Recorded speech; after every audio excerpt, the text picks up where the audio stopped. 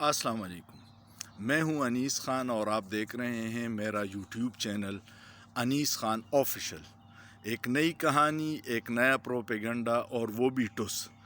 बहुत ढूंढा कि इमरान ख़ान के ख़िलाफ़ कुछ ऐसा मवाद मिले जिस पे उसके ख़िलाफ़ कोई प्रोपेगंडा किया जा सके, लेकिन हर दफ़ा उनको मुंह की कहानी पड़ रही है।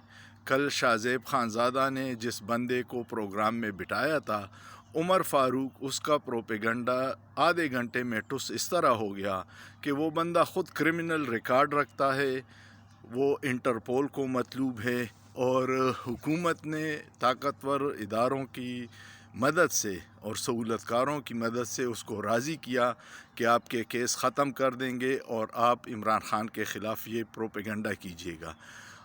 उस प्रोपेगंडे में फ़ौरन उनको नाकामी हुई, क्योंकि तोशा खाना लीगली इमरान ख़ान ने चीज़ परचेज़ की है और आगे उसकी मर्ज़ी है जहाँ बेचे और उस पैसे से जो भी करे। उसने इनकम टैक्स रिकॉर्ड में भी उसको डिक्लेयर किया है, गोशवारों में भी है, और ऐसी कोई बात नहीं है। मसला क्या है?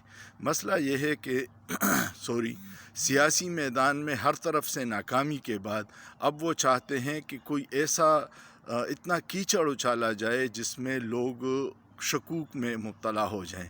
लेकिन सहूलतकार और इम्पोर्टेड हुकूमत वही गलती कर रहे हैं कि ये पुराना दौर नहीं है, ये सोशल मीडिया का दौर है, और जो नए लड़के हैं वो बहुत वेल इन्फॉर्म्ड है।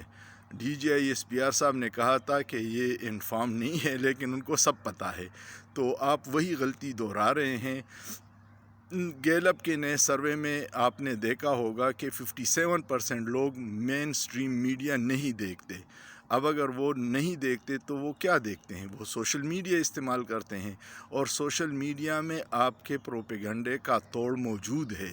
लोगों ने वो तस्वीरें निकलवाई है दुबई की, जहाँ पे हमारे कुछ फ़ौजी अफसरान भी उस बंदे से मिल रहे हैं। तो ये 1-1.5 माह की मेहनत का नतीजा आधे घंटे में टुस हो गया। मत कीजिएगा। आखिरी हल और पहला हल इलेक्शन है, फ़ौरन ऐलान कीजिएगा, आवाम को अपने मुंतखब नुमाइंदे चुनने का मौका दीजिएगा, और जो मुंतखब हुकूमत आ जाए उसको इक़्तिदार मुंतकिल कीजिएगा। अगर आप इस तरह के बहाने करेंगे या डिले टेक्टिक्स करेंगे तो मईशत का तो ऑलरेडी बेड़ा गर्क है। गैलप सर्वे में ये भी आया है कि 88% लोग, ताजरों ने हुकूमत की सिमत को गलत करार दिया है। तो ऐसे में कौन इन्वेस्टमेंट करेगा? अगर आपकी सिमत ही गलत है तो इन्वेस्टमेंट करने कौन आएगा? ये सारी चीज़ें पाकिस्तान की भलाई में नहीं हो रही है, बहुत नुकसान में जा रहा है। सोचिए, सोचना जुर्म नहीं है।